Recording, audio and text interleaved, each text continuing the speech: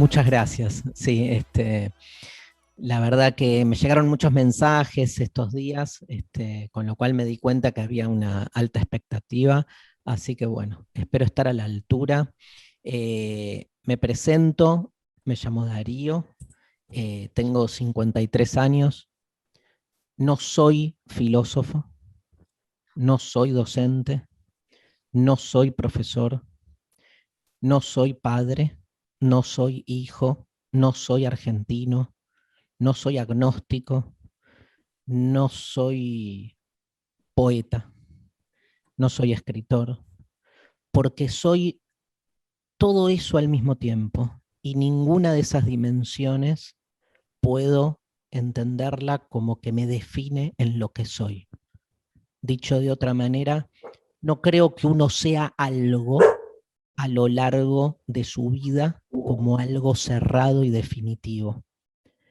Obviamente estudié una carrera, la carrera de filosofía, tengo un título, la licenciatura en filosofía, pero no sé si lo que aprendí lo aprendí en una carrera. La carrera me dio un título y ese es uno de los tantos fragmentos que me constituyen. Creo que el ser humano no es una sola cosa. Nietzsche decía que somos un campo de batalla interno. Adentro de cada uno de nosotros pasan un montón de cosas. Pasan conflictivamente un montón de cosas y en tensión. Amo la docencia, amo lo que hago, amo lo que estudié, sigo leyendo textos de filosofía y me fascinan, pero no soy 100% eso. Ayer estaba mirando el partido de Argentina contra Bolivia y era un hincha desaforado más que toda la filosofía me la metía en el bolsillo, porque me comportaba como se comporta alguien apasionado por un partido de fútbol. Y cuando soy papá, tengo 3 hijas, soy papá, no hago filosofía. Siempre me preguntan, ¿y cómo es ser padre siendo filósofo? Como cualquiera, digamos. Pobre aquel que no puede distinguir, escindir y separar una cosa de otra, ¿no?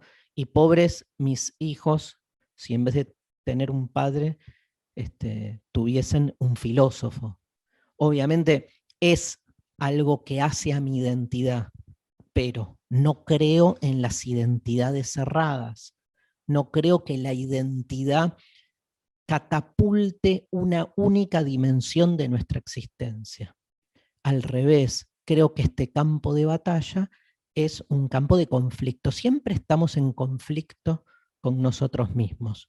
Yo elegí estudiar una carrera y desde ese día hasta hoy, imagínense lo orgulloso y lo feliz que estoy de hacer filosofía, pero no dejo de entristecerme y no dejo de cuestionarme por todas las otras vocaciones que tuve que dejar de lado, porque están vivas. Yo todavía quiero ser futbolista, pero Scaloni no me quiere porque dice que soy muy grande y que no me da el cuerpo. Todavía quiero haber estudiado Derecho, que es una de las carreras que me quedaron pendientes. ¿Saben cuántas carreras me quedaron pendientes? Miles, no 2 o 3. Tuve que elegir entre 2 o 3, pero el ser humano cuando elige una posibilidad entre miles que no. Siempre la elección es una elección que nos genera un dejo de melancolía, una sensación de cierta injusticia. Eso se llama en filosofía finitud. Finitud significa que no lo podemos todo, punto. No saben la cantidad de cosas que no solo hubiera hecho, sino que hoy haría si tuviese esa omnipotencia, o sea, poderlo todo. No lo puedo todo. Y vamos eligiendo. ¿Cómo se elige? A golpes, a errores, mandándonos cagadas, como se elige en el amor, o creemos que elegimos en el amor. Para mí es muy parecido el tema de la vocación que el tema del amor, y creo que la vocación tiene que ver con el amor a lo que uno hace. Y es muy parecido porque tiene la misma matriz. que es creer que en algún momento uno va a encontrar, a elegir al amor de su vida, y que ese amor va a ser permanente y el mismo por el resto de nuestra existencia. Pobre aquel que viva con ese mandato. Sobre todo si a los pocos tiempos se da cuenta que no es el amor de su vida, pero por normativa, por mandato, por mirada del otro, por la dimensión social, uno decide, sin embargo, permanecer. ¿Cuántos matrimonios han permanecido en la infelicidad vincular absoluta simplemente porque es inconcebible que uno pueda enamorarse, desenamorarse, volver a enamorarse, volver a desenamorarse? Una persona que en 10 años se enamora y se desenamora 7 veces es vista como una persona con problemas. Ahora, una persona que se enamora, al toque se desenamora, pero decide permanecer el resto de su vida casado, casada, porque el mandato así lo dictamina, es una persona normal en nuestra sociedad. Lo mismo con las carreras, gente, lo mismo. Uno tiene por suerte la posibilidad y la libertad de dudar, de fluctuar, de que realmente lo que en algún momento nos parecía amorosamente una vocación que nos cerraba, después nos desanimara. Una persona que entra y sale en sus elecciones vocacionales, empieza una carrera, cambia en el camino, empieza a estudiar otra cosa, vuelve a cambiar en el camino, empieza a estudiar otra cosa y en 5 años cambia 7 veces de carrera, para nuestra sociedad es una persona con problemas. Y te mandan al psicólogo, te mandan a que te veas. Ahora, una persona que empieza a estudiar una carrera y en menos de un año se da cuenta que su vocación, su realización, la erotización de nuestro saber, el deseo de realizarnos en lo que hacemos y estudiamos cada segundo de nuestra vida, pasa por otro lado, pero por miedo, por una cuestión de, digamos, de quedar bien, no de seguir la normativa, decide ejercer esa profesión el resto de su vida, aunque ya sabe desde el principio que esa carrera no nos realiza, esa persona, una persona infeliz, no realizada, una persona que se traiciona a sí misma en su deseo, en nuestra sociedad, es una persona normal. Cuestionemos la normalidad, por Dios. Cuestionemos a qué se llama ser normal en términos vocacionales. ¿Alguien puede pensar que un chico, una chica a los 16, 17, 18 años puede saber lo que va a hacer el resto de su vida? Esa presión, esa lamentable presión en la que nos condicionan a esa edad, en la representación imaginaria de un futuro imposible, es algo que tenemos que desarmar, es algo que tenemos que deconstruir. ¿Para qué? Para relacionarnos de una manera mucho más auténtica con la vocación. La vocación no es un punto de llegada para mí, es al revés, es el motor de una búsqueda. Yo no creo que uno nunca termine de saber a qué vino este mundo. Lo que uno más o menos puede hacer son 2 cosas. Primero, desidentificarse, correrse de mandatos. Todo el mundo está esperando algo de uno. Entonces el camino es claro, salir corriendo de ahí. Porque uno no vino a la vida para cumplir los mandatos de otros, en especial de ciertos entornos familiares que muchas veces, con mucho amor, mucho entusiasmo, creen que son dueños de lo que uno en definitiva va a ser en su vida. Esa proyección que a veces reciben los jóvenes, las jóvenes, y que no tiene que ver con la propia búsqueda, sino con la búsqueda que proviene de nuestro entorno familiar o social es algo para salir corriendo, para poder desarmar. Yo creo que la vocación, repito, no es un punto de llegada, porque tampoco creo que haya una única forma de realizarnos. Después está claro que uno puede, debe y ojalá lo logre encontrar dentro del sistema institucional y formal de carreras posibles para estudiar algo que más o menos nos identifique, algo que más o menos nos erotice, ¿sí? Nos ponga en otro lado. Siempre va a faltar algo. Yo amé mi carrera. La mitad de las materias las odié, las cambiaría. La mitad de los profesores que tuve no me coparon, pero digamos, no me arrepiento nada, ni un metro de lo que estudié. Pero tenemos que, me parece a mí, como desidealizar también a la vocación como si fuese una especie de pócima mágica que en algún momento nos toca y descubrimos para qué vinimos a este mundo, cuál es el sentido de la vida. Ese lugar cuasi mágico, religioso, casi de hechicero, ¿no? En el que uno cree realmente que va a encontrar la plenitud de su ser, repito, para mí es igual al del amor cuando uno cree que va a encontrar al amor ideal y que entonces la vida entera recobra un sentido increíble porque todo encaja donde tiene que encajar.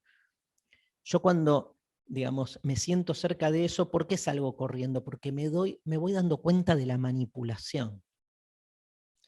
Uno tiene el derecho a preguntarse hasta qué punto está eligiendo lo que estudia, lo que quiere estudiar, o hasta qué punto cree que elige y no está más que insertándose en un sistema de ofertas, de carreras posibles, que no sé si expresan realmente nuestra vocación, pero de algún modo nos condicionan a tener que elegir un tipo de salida.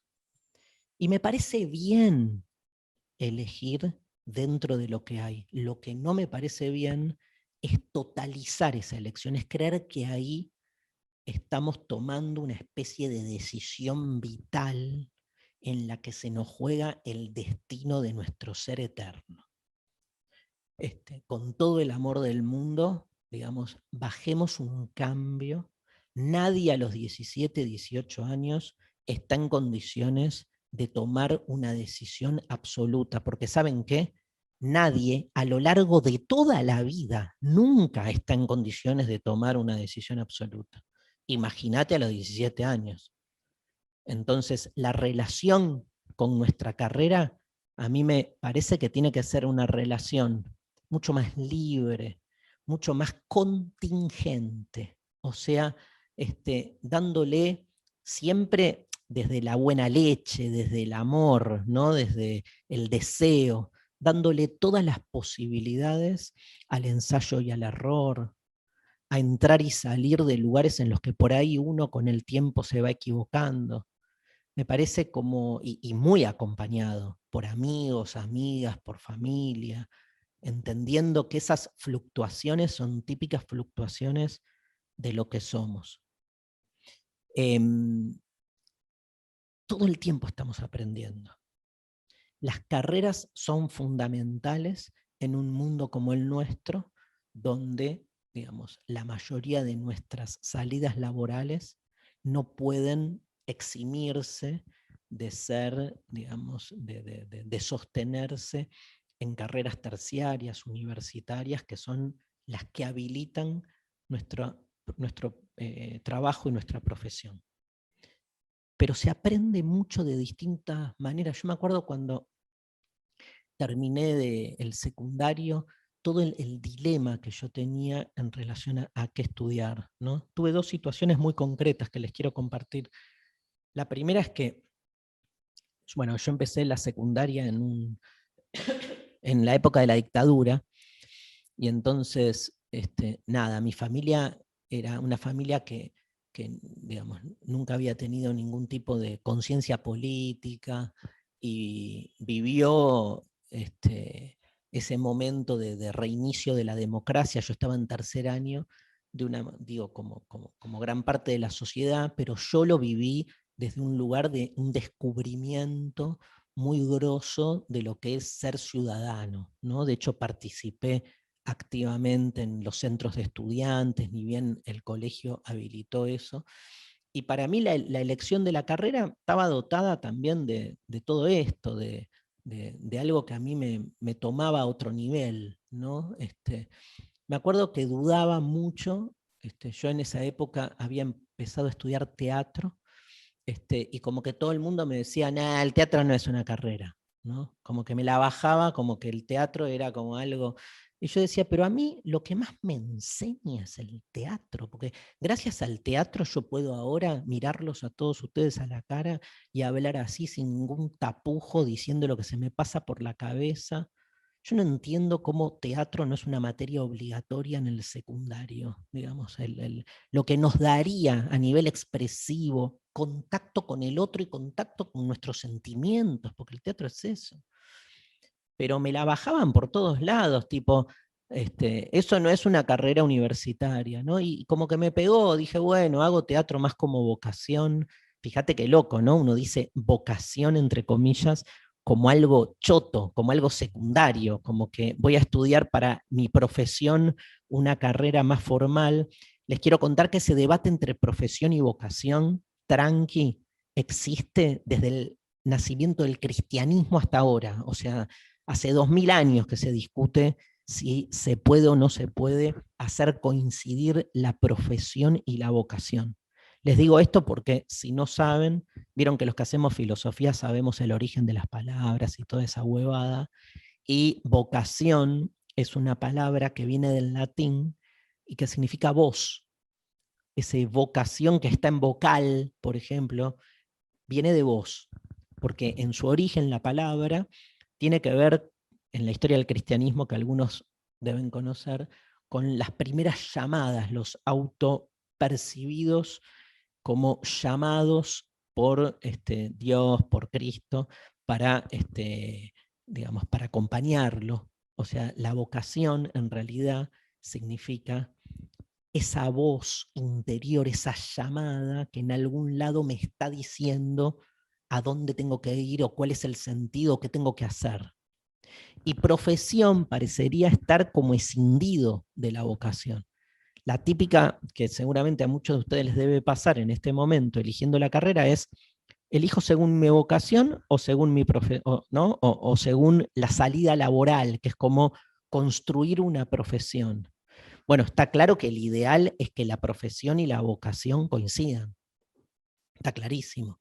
No hay nada más hermoso que trabajar profesión de lo que me gusta, vocación.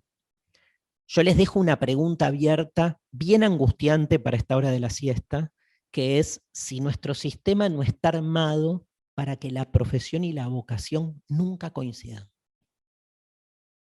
Que es una gran cagada si fuese así, pero yo creo que es bastante así.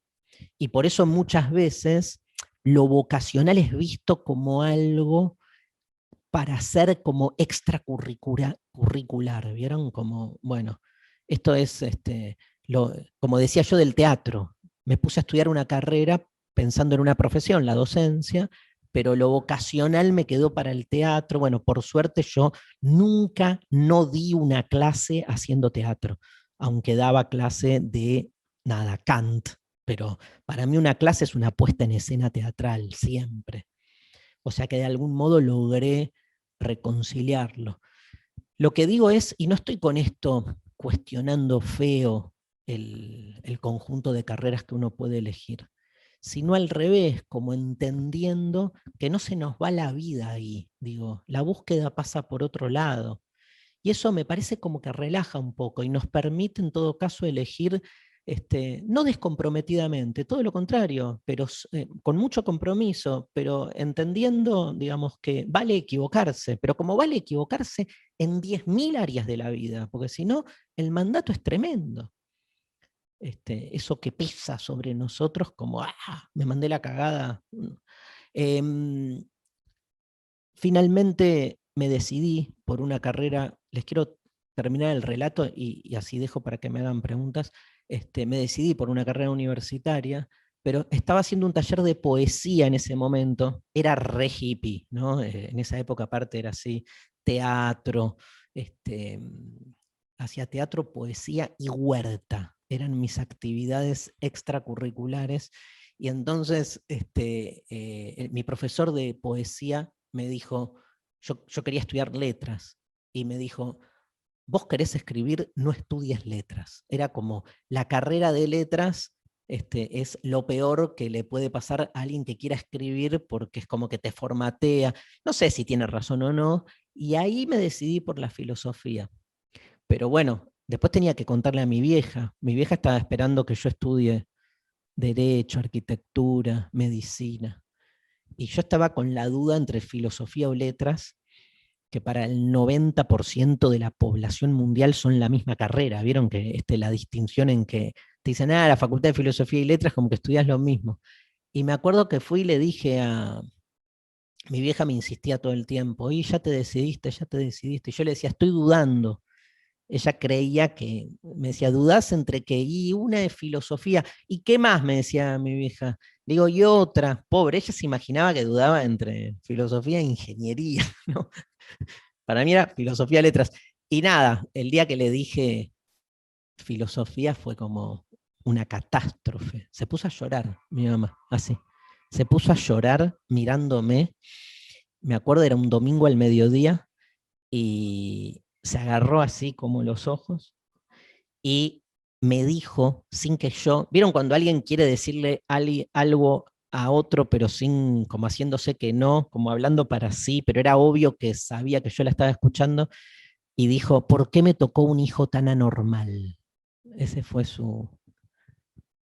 Y a mí me mató.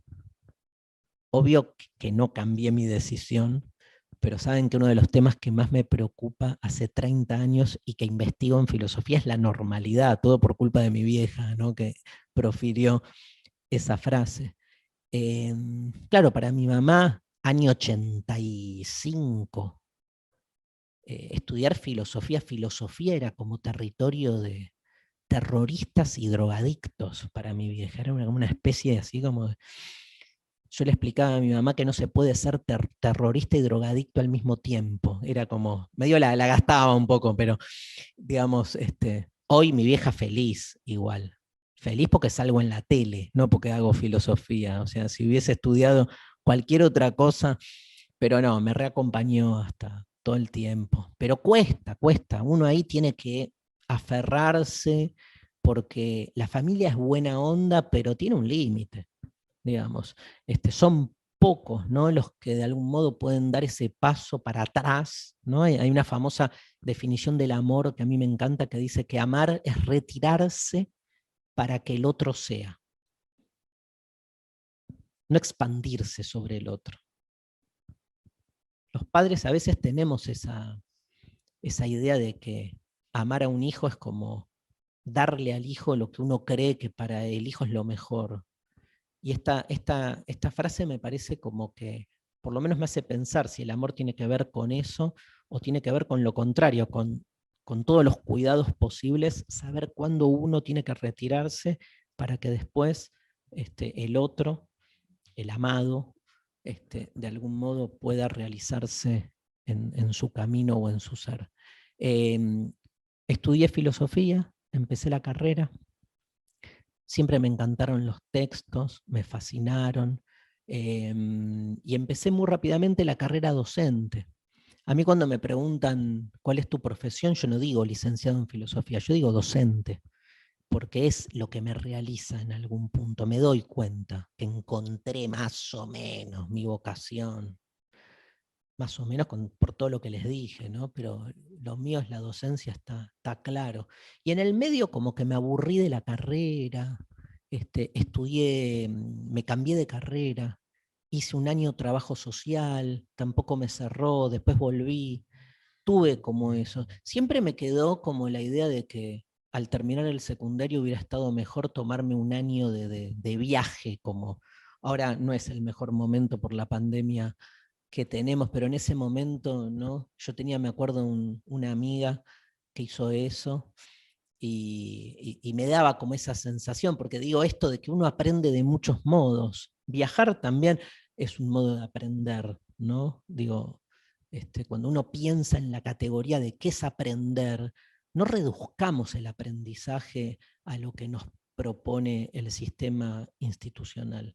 El sistema institucional nos ofrece, tiene ofertas muy copadas, y nos ofrece una salida laboral, es un montón, pero no se agota todo ahí, ¿no? Parece fundamental eso, que si uno le descarga esa presión, es muy probable que pueda conectarse con lo más importante, que es con la libertad de uno, ¿no? En el marco de la cual la elección de una carrera me parece una de las tantas formas posibles, pero no la única. Así que bueno, espero con esto, no sé, desde mi experiencia, con estas ideas, haberlos ayudado un poco a desangustiarse un poco, a quitarse presión. Eso me parece que es como lo que tenemos que hacer los que por ahí ya hicimos un trayecto, y espero haberlos ayudado en esa dirección. ¿Hacemos preguntas? ¿Les parece, Josefina? No sé quién va a Sí, ser. Sí. sí, Darío, muchas gracias. Con qué claridad y qué importante todo esto que vos has ido comentando. Nosotros hemos recibido las inscripciones de los que están participando. No sé si puedes ver en pantalla que hay varios chicos en las aulas. Gracias a Dios, algunos que todavía tienen presencialidad y están participando en vivo desde sus aulas con sus compañeros de esta charla de Zoom. Sí, sí, veo, veo, También veo. tenemos casi 200 seguidores en YouTube y las preguntas que iban dejando en nuestros formularios de inscripción, mucho tenía que ver con esto que has contado, así que entiendo que de alguna manera habrán tenido esa respuesta.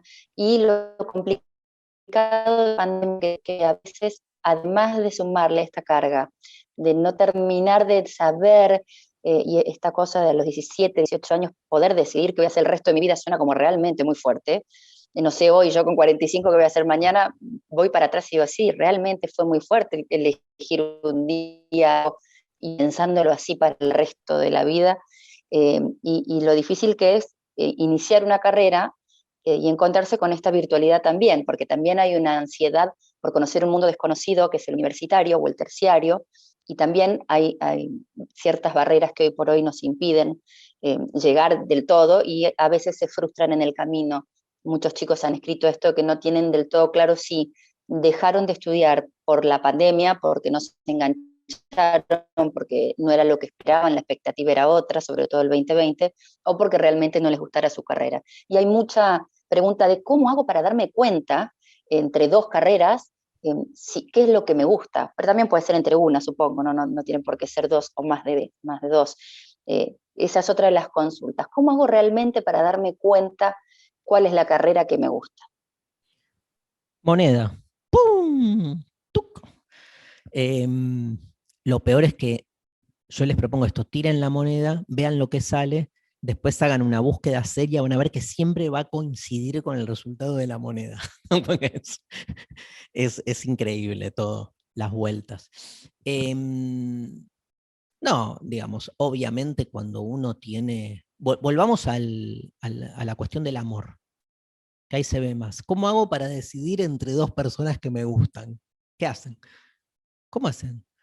Nada, están con las dos, ¿qué van a hacer? O sea, no se decide, se suma ahí, salvo que sean absolutamente idólatras de la sociedad monogámica en la que vivimos, y entonces ya está, van a tener que elegir y se van a quedar siempre pensando en por qué no eligieron a la otra persona, ¿no? Que es el gran problema de las elecciones. Con las carreras pasan un poco lo mismo, pero depende mucho de, digamos, y quiero volver sobre lo del teatro, Josefina, ¿no? Ya que digo Josefina porque es quien me hizo la pregunta, que es, yo creo que una vida de aprendizaje, de realización desde esto que llamamos el deseo de saber, ¿no? Esto que nos realiza. La vocación tiene que ver con eso, con la realización, y la realización tiene que ver, es la palabra realizarse, que no es una actividad que termina en algún momento, pero que uno siente, digamos, yo haciendo docencia siento que me realizo, que no significa que siempre llegue a final feliz o sienta que encontré el sentido absoluto de las cosas, pero siento como que lo que hago en el día a día tiene un sentido, y que ese sentido excede, digamos, lo que excede un salario, excede la cosa más así laboral, ¿no? siento que cada vez que doy una clase, que me realizo y que me llena. No me llena, por suerte, todo, pero me va llenando, ¿no? Entonces, lo que digo es que en esa búsqueda de... esto quiere decir que la realización tiene que ver entonces con sentir que eso que hago tiene un sentido. Por eso hay que ligarlo con el hacer, o sea, con el trabajo. Esto tal vez es lo más problemático. Perdimos en algún momento como sociedad la idea de que el trabajo es vocacional. Lo tenemos como en una relación de opuesta, antinómica. O sea, cuando pensamos lo laboral, nunca pensamos lo laboral como un lugar a realizarnos vocacionalmente, sino como una necesidad. Y ahí está el problema, o sea, la imposibilidad de tender cada vez más a que coincida el trabajo, que en realidad debería ser el ámbito en el cual yo pueda vivir desde el deseo lo que me gusta. Pero nuestro sistema está tan invertido, está tan al revés, que en el trabajo, ¿no? Como decía un filósofo del siglo XIX llamado Karl Marx, en el trabajo vivimos nuestras prácticas enajenadas. O sea, nadie en el trabajo, la gran mayoría, siente que está realizándose en su ser, sino que todo lo que tiene que ver con nuestra capacidad de realización, ¿cuándo empieza? Cuando termina el trabajo. Entonces es como que ir a trabajar es como poner entre paréntesis nuestra posibilidad de autodeterminación, de búsqueda de nosotros mismos. Es lo que Marx llamaba el trabajo abstracto, ¿no? La idea de que se trabaja porque hay que sobrevivir. Pero se pierde lo más importante del trabajo. El ser humano es un animal que trabaja en términos de realización. Y eso de alguna manera lo hemos perdido. Entonces, lo que me parece importante es como hacernos cargo de que la dimensión de nuestra labor tiene muchas facetas. O sea, y voy acá al estudio, di toda esta vuelta para llegar a esto. Uno elige una carrera, estudia la carrera, es muy probable que gran parte de lo que uno elige nos cierre, gran parte nos resulte aburrido, tedioso, pérdida de tiempo. Pero al mismo tiempo que uno le dedica un tiempo a esa carrera, también hace cursos, también estudia solo. O sea, a mí me parece que uno nunca estudia una sola cosa. Yo doy un montón de cursos, les cuento, ¿no? De filosofía hace añares, cursos así, no formales. Mis principales alumnos, ¿saben de dónde son? Son médicos, arquitectos. Tengo un montón de gente del mundo del deporte. Uno dice, ¿qué hace alguien del mundo del deporte haciendo un curso de filosofía? ¿Y por qué no? Es al revés. ¿Alguien puede pensar que un deportista está 100% del tiempo pensando y haciendo de pobre, ¿no? Vieron, tengo me hice muy amigo que es muy, muy fan de lo que yo hago y que la adoro a la tenista Nadia Podoroska, que la adoro, que acaba de ganar en Wimbledon el partido. Nadia va a las giras con mis libros y después me escribe, y es alguien que hace, digamos, tenista profesional. ¿Ustedes creen que está el 100% del tiempo pegándole a la raqueta? Porque no hace eso, perdón que me salga el exitismo, pero porque no hace eso le va bien. Y además tiene ahí un entrenador con quien hacen además yoga, hacen unas prácticas así de autoconocimiento recopadas. Me parece fundamental. Todo esto, yo sé que no estoy contestando de frente a la pregunta, pero que es cuando uno tiene que elegir, elijan tranca, porque no es que lo que elijan no es monástico, no es, bueno, me metí en un convento, entonces elegí, no, ya está, no haces otra cosa. Estas son carreras, digamos, que es una parte más de la vida, no te toma el 100%, y muchas veces uno elige por decisiones que por ahí no son 100% vocacionales, pero porque lo necesita, por una cuestión más de lo que fuera, está buenísimo saber que vas a acompañar ese proceso con otras elecciones de otro tipo de estudios que te acompañan. Hay mucha educación no formal que tiene muchísima validez también. ¿Cuánta gente estudia y milita, por ejemplo? Y que militar no es una manera de... Y no militar en un partido político, milita en una causa ambientalista, milita en el feminismo, milita en formas que también generan un aprendizaje en paralelo a lo que uno hace. Josefina. Ujú. Sí, se cortó un poquito. Quería dejar a Marisa Rolo, por favor, que está con varias consultas en el chat. Y después, Marisa, si te parece, que Agustín nos pueda transmitir algo de lo que está sucediendo en YouTube. Estás muteada. Gracias.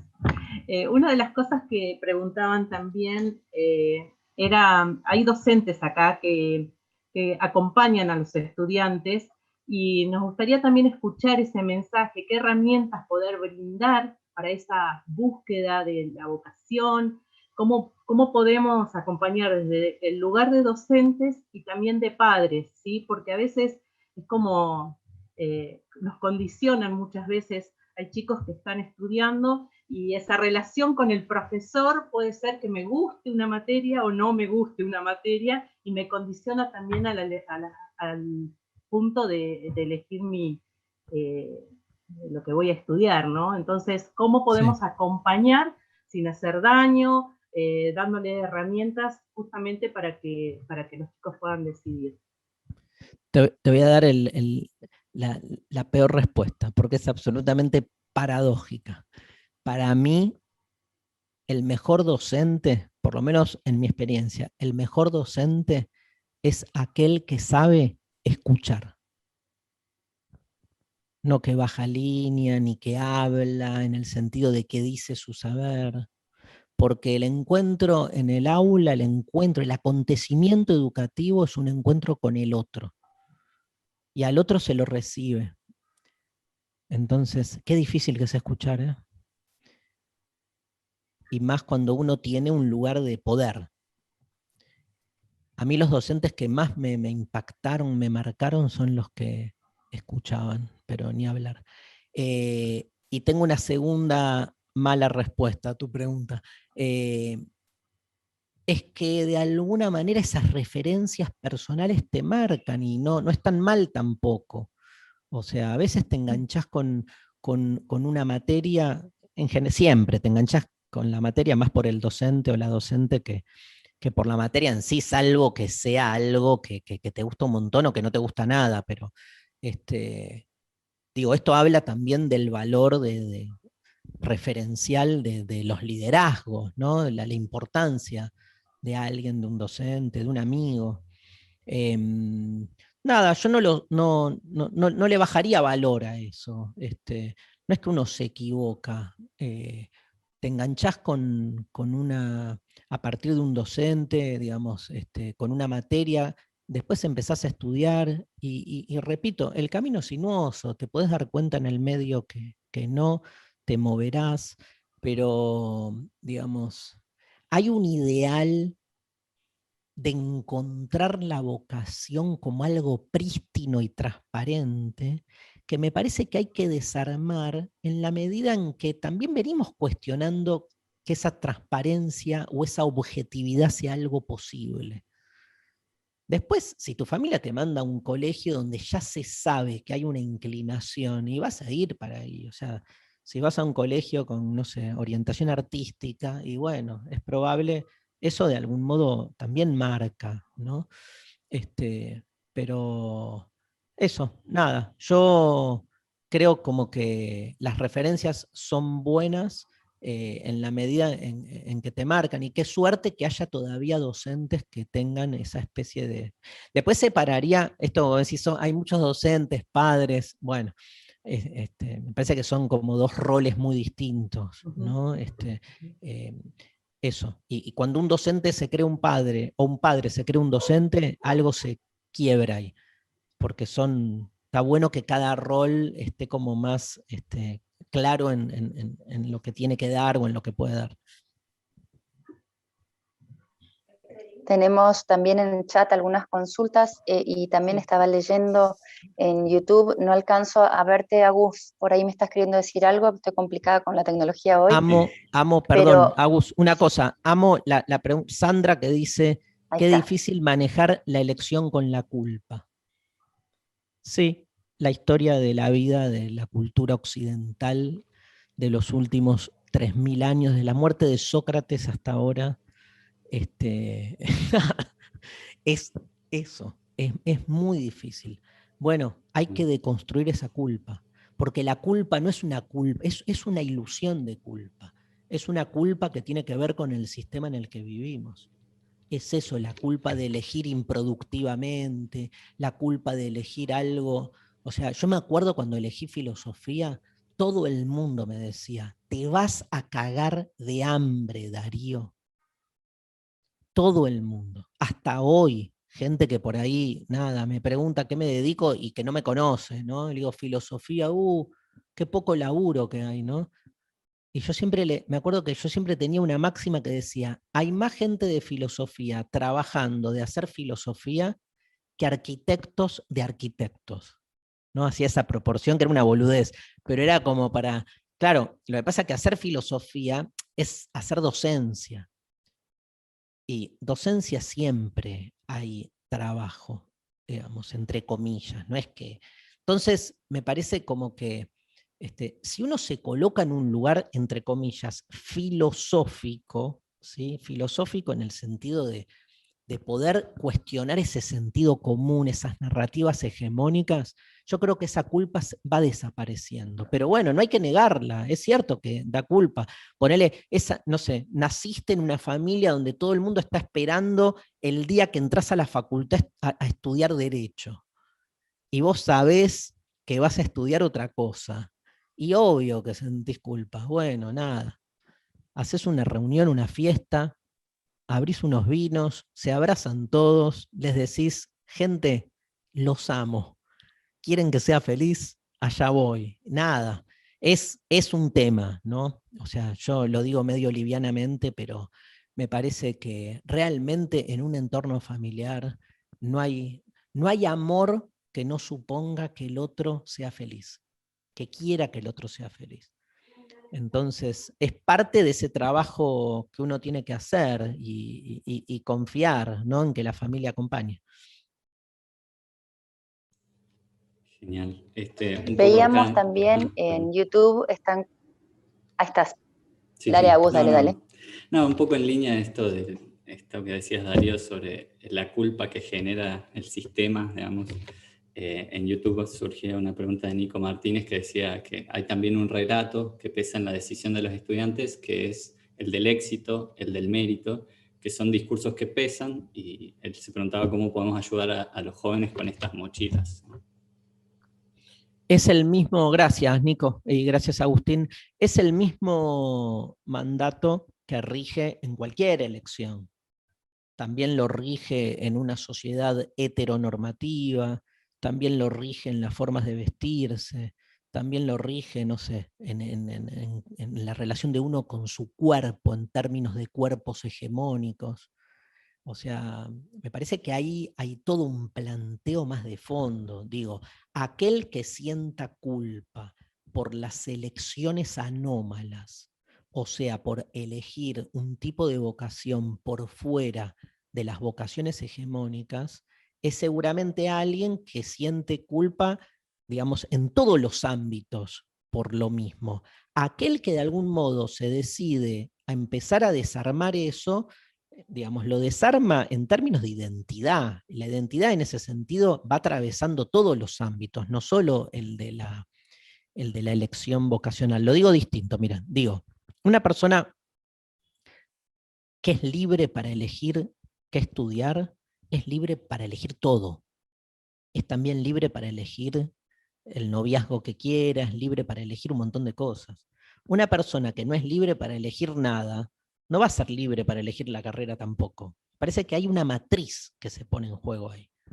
Entonces, no es que vas a lograr ser genuino en tu vocación mientras no lo sos en el ámbito afectivo, familiar, identitario. Entonces, en ese sentido, lo vocacional es parte de nuestra persona en general, ¿no?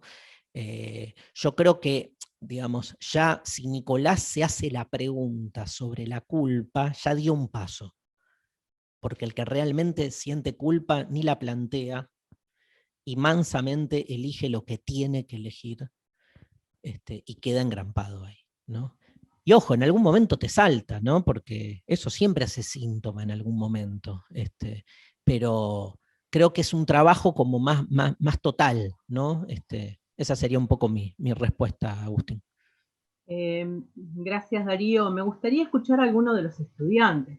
Delfina, ¿vos querías hablar? ¿Puede ser? La mandaron al frente a Delfina. ¿Dónde Sí, está sí, Delfina? levantó la mano, ¿sí? Ah, Dale. A ver si...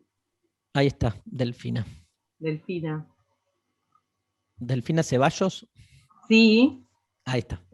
pero la tenemos Está que... muteada. No, nada, hola, ¿qué tal? Ahí está, Buenas. ahí está. Soy estudiante del IUPA, del primer año del profesorado de danza contemporánea, y nada, me quedó resonando esto de si el sistema no está armado para que la vocación y la profesión no se unan nunca, y me estuve dando cuenta de que, no sé, nosotros a medida que vamos avanzando, y se ve mucho en mis compañeros y en un montón de lados también, de que como que vamos buscando formas para que salir de ese sistema y de que las vocaciones sean nuestras profesiones. Es más, yo creo que la mayoría de los que estamos en el IUPA estamos ahí porque queremos hacer de nuestras vocaciones una profesión. Y nada, era eso, y quería preguntarte para vos cuál era el condicionamiento más grande que tuviste tipo, para elegir, o cuál es el condicionamiento en general más grande para los alumnos y las alumnas. Bien, Gracias. clarísimo, gracias por la pregunta. Primero, no tenerle miedo a esa no coincidencia. Parecería ser como una falla del sistema y por ahí, en realidad, no sé, está bueno que no coincidan, ¿no? En la medida en que uno está siempre como entonces con una distancia que le permite ir como revisando qué es lo que te copa. Es muy probable que dibujo estudias, ¿no, Delfina? Que vos ¿no? No. Bueno, ¿qué? Decime. Danza contemporánea. Ah, había escuchado dibujo, pero escuché... Bueno, estoy mal, claramente.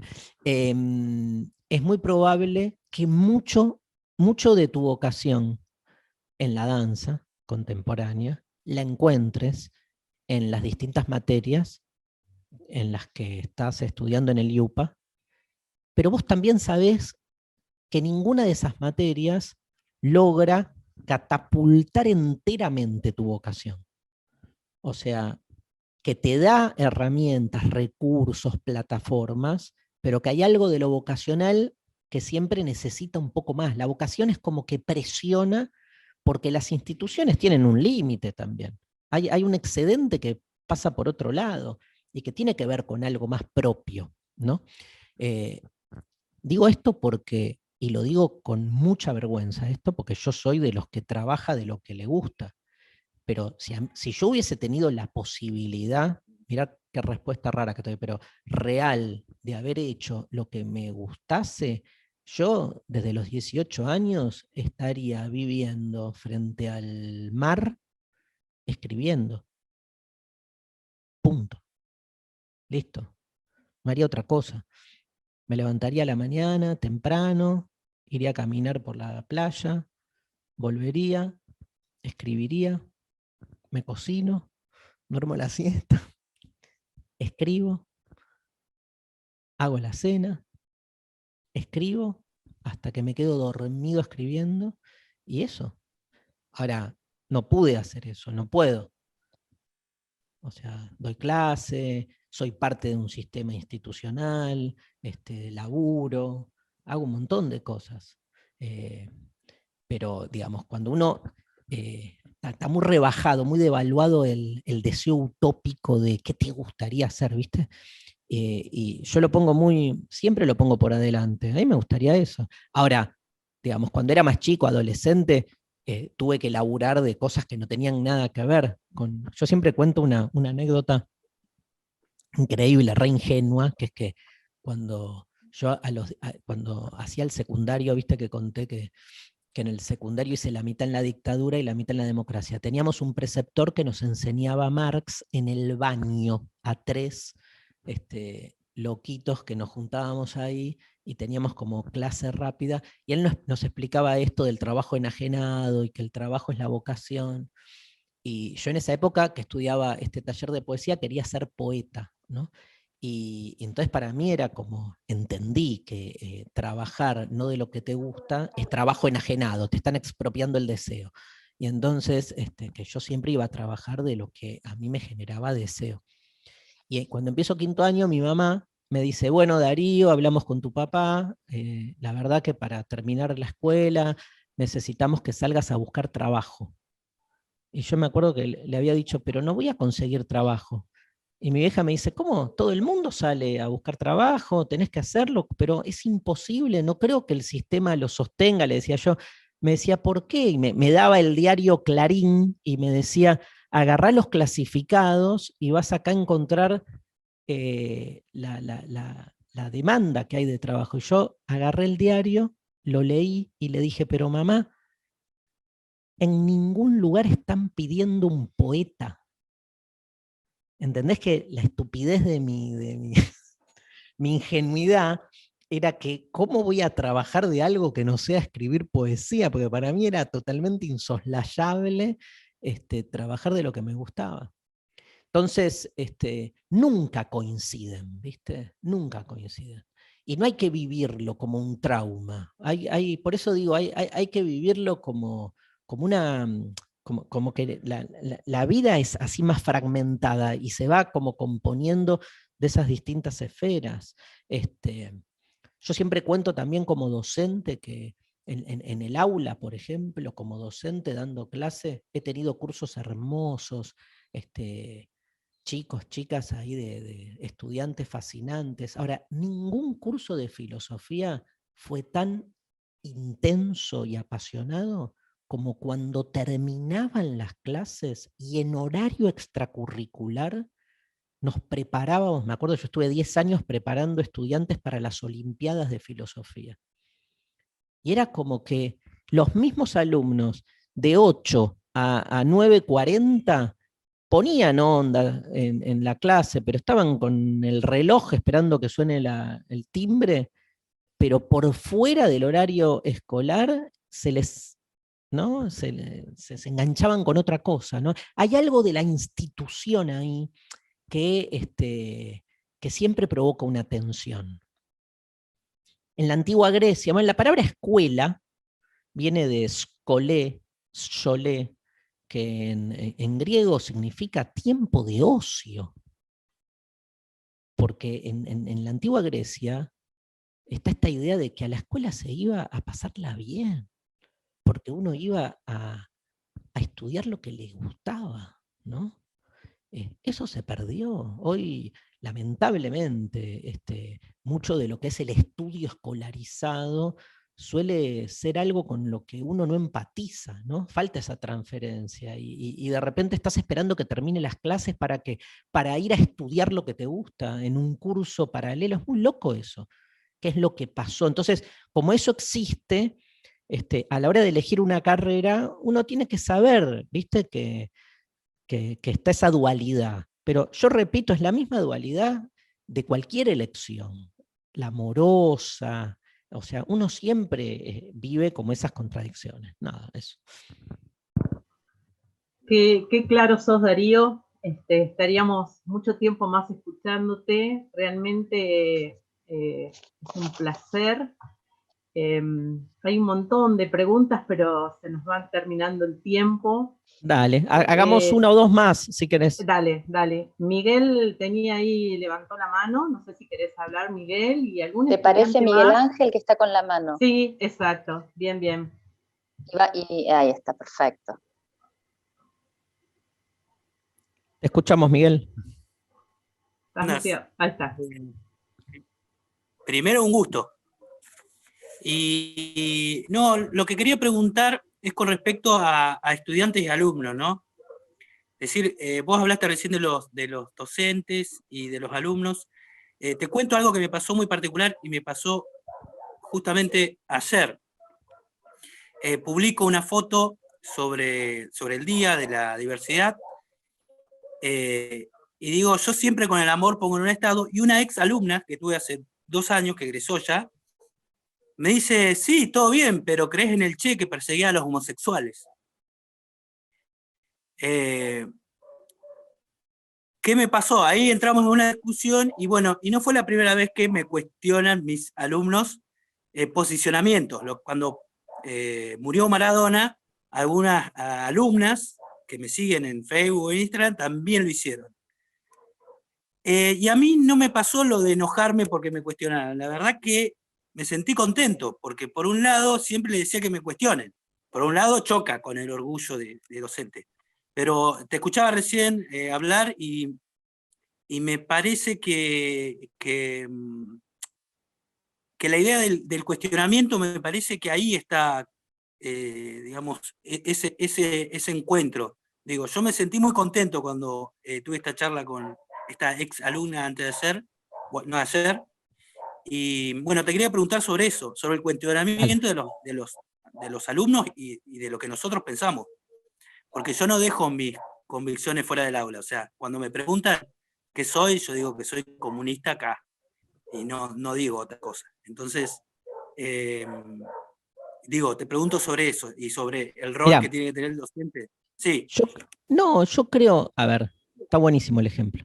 Yo creo que se trata, sobre todo, vuelvo a lo que creo marcó todo lo que fui diciendo a lo largo de la charla, que es un concepto que está en Sartre, te cuento aparte, que es el de la destotalización. O sea, a mí me parece que cuando hay una faceta que se nos totaliza y no salimos de ese lugar, entonces, digamos, se empobrece la posibilidad de intercambio. O sea, uno tiene su identidad. Vos sos comunista acá y sos un montón de cosas. Si solo una de esas facetas es la que se prioriza o prevalece sobre el resto, entonces se vuelve todo muy unilineal, porque es una única línea la que está en juego. Entonces, eso yo pienso, a mí me pasa. Yo también tengo mi identidad política, pero no sé, si estoy dando clase de Santo Tomás de Aquino, porque así lo dice el programa, digamos, no voy a estar todo el tiempo priorizando esa faceta sobre el resto, que no es que la pague, ni que, pero digo, me parece, ahí, digo esto porque cuestionar y entrar en ese tipo de discusiones, me parece que es un aspecto más del aula, no puede ser lo único. Y lo interesante del tiempo áulico es que se jueguen un poco todas esas facetas. Para eso tiene que haber un acuerdo democrático de convivencia. Ese acuerdo democrático hace nada, estamos estudiando matemática, y en los 120 minutos, ¿vale que nos tomemos un tiempo también para debatir otras cosas? No solo vale, debemos hacerlo, porque es buenísimo, porque el aula no es tampoco un tecnicismo único. Pero del mismo modo que se habilita que no estemos 120 minutos siempre pensando del mismo modo, vale para todos los aspectos. Entonces, me parece que eso es fundamental, y sí creo que, digamos, lo que podemos llamar los conflictos ideológicos siempre suman en la medida en que no haya de ninguna de las partes de conflicto el ánimo de anular al otro. Si no hay ánimo de anulamiento, perfecto. A mí, el que no piensa como yo me hace pensar mucho, incluso en mi necesidad de muchas veces de argumentar en su contra.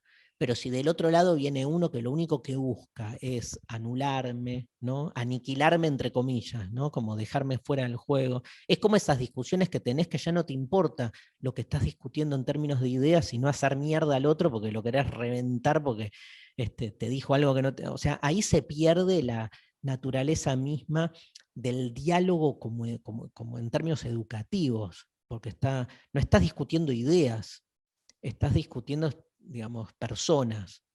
Parece que está buenísimo discutir comunismo, discutir mil cosas. Ahora, otra cosa es usar esa discusión para hacerte mierda a vos, ponele, porque hay como un enojo personal. ¿Viste? A veces pasa en la familia, pasa. La típica discusión en la mesa de los domingos, que es sobre política, fútbol o religión, nunca es sobre política, fútbol o religión. Es sobre el otro con el que está discutiendo. Vos lo que querés es cagar a puteadas a tu tío porque lo detestás, ¿viste? Entonces no importa si lo que trajo a la mesa es fútbol, política, no importa. Y me parece que ahí quien pierde es el debate, ¿no? Público, que sin embargo es muy fascinante cuando se lo hace desde ese lugar más de honestidad. Está buenísimo que cada uno pueda expresar lo que siente, lo que piensa y respetarnos en esa diversidad. Genial. Maitane, ¿dije bien tu nombre? ¿Sí? Estás muteada.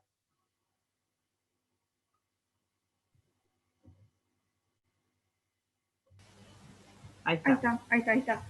No me dejaba desmutearme. Sí, lo pronunciaste bien.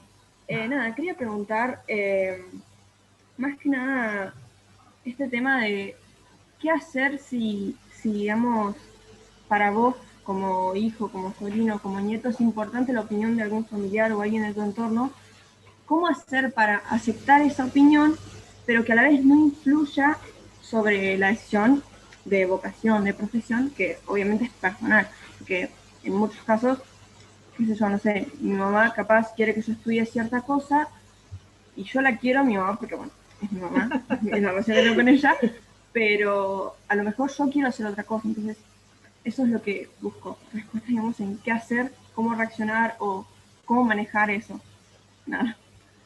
Clarísimo. Bueno, primero, esta pregunta es muy importante que esta duda que vos tenés, primero la tenga ella, digamos. Porque la que elige sos vos, no ella, ¿viste? Entonces, si vos además tenés que cargar con digamos, con el conflicto que se le arma a tu familiar, tenés tres problemas, Maitané, porque tenés tu problema, o sea, tu resolución, tu deseo, y además te haces cargo de que tu mamá sea feliz. Es un montón para vos a los 17, 18 años y con la elección que tenés que hacer. Entonces, me parece que ahí amerita un diálogo más vincular, donde un poco en la misma línea de lo que decía antes en relación a lo que me preguntaba Miguel Ángel, digamos, ahí en realidad lo que vale es como no tanto charlar acerca de qué carrera elegís, sino que amerita ahí un diálogo más entre, en este caso, o el que fuera, madre e hija, o lo que sea, a nivel de cómo se relacionan entre ustedes, ¿no? Después lo otro se habilita solo, me parece. Yo no creo que esté mal que ciertos familiares resulten influencias válidas. Una cosa es una influencia y otra cosa es una coacción. Parece que esa diferencia es fundamental. Alguien puede, digamos, tener influencia porque realmente es una persona que nos genera autoridad, que nos genera empatía, pero, digamos, otra cosa es la coacción. Y en general, en las elecciones vocacionales, cuando en las familias hay un deseo muy grande de que el que está eligiendo elija lo que la familia quiere, las coacciones, digamos, han encontrado formas muy astutas de instalarse. Ojalá sean frontales. Yo prefiero toda la vida a alguien que diga, no estudies esto, quiero que estudie lo otro, porque por lo menos está claro por dónde viene, que, viste, la típica que te dicen, mirá, querido, querida, acá apoyamos siempre la libertad de elección, elegí la carrera de abogacía que quieras, pero elegí. No sé, ¿qué? Sos libre, ¿no? De elegir. Entonces, es esa especie de ilusión de libertad, me parece que está bueno ahí como verla y desarmarla. Darío, muy bueno tu exposición y las preguntas Bueno, de gracias. los estudiantes. Realmente todo esto que hacemos es por ustedes, chicos, por los jóvenes. Apostamos a que puedan darles herramientas para que se permitan elegir con libertad y equivocarse y empezar una carrera, y si no les gustó seguir con otra, no tener miedo a esos cambios, que eso es un aprendizaje también. Y a veces también está una cuestión económica, que también a veces eso influye, porque a veces quiero estudiar algo, pero no tengo los medios, pero también en eso tienen que asesorarse, porque hay un montón de universidades nuevas y cercanas que los pueden orientar, así que bueno. Darío, qué decirte que estamos súper agradecidos, que la convocatoria ha sido muy amplia y que es un placer tenerte, y ojalá esto sea el principio de algún otro conversatorio, y quizás en forma presencial. Te esperamos acá en la Universidad de Arte de IUPA, que es un lugar, te digo, que los que trabajamos ahí nos sentimos como... Es un placer trabajar en un lugar donde vemos a los chicos con tanta libertad de expresarse, donde eligen el arte como profesión, que hasta hace poco tiempo era mirado como un hobby, y hoy vemos a los estudiantes estudiando arte, y para mí, que soy es maravilloso, así que... Excelente. Bueno, les si me mando... dejan, aporto que desde YouTube también, no solo son chicos. Carlos hablaba de que quería empezar a estudiar ahora, algo más está terminando el secundario con 50 años, quería empezar a estudiar, así que nunca es tarde cuando haya ganas, cuando se abrace la pasión. Agradecerte, por supuesto, como lo está haciendo Marisa, porque claramente había una necesidad de escucha muy grande. ¿Puedo ir entonces con 53 años a probarme en mi club Estudiantes de La Plata, a ver si puedo ser... Vos decís que... Yo digo que tal vez se puede, aguatero. Pero vas a estar en tu club, una parte la vas a cumplir. No te vayas, porque lo que haces, necesitamos... Subestimás a los aguateros, che. Tienen que tener un ejercicio físico que no lo tengo. ¿Cómo? Y una fuerza muscular también, ¿no? Pero de todos modos, invitar a todos los chicos que están acá, que nos acompañen a la siguiente sala. Todos los directores del IUPA van a explicar ahora los departamentos de arte que tenemos para ofrecer en todas nuestras carreras, así que tenemos todavía una tarde que nos espera hasta las 7 con la última charla. Muchísimas gracias nuevamente, me despido, gracias a todo el equipo de IUPA por estar ahí. Un placer escucharte, Darío, y sabemos que te tenemos cerquita y eso es muy importante.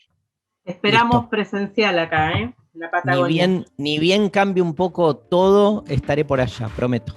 Bueno. Besos enormes, chao, chao.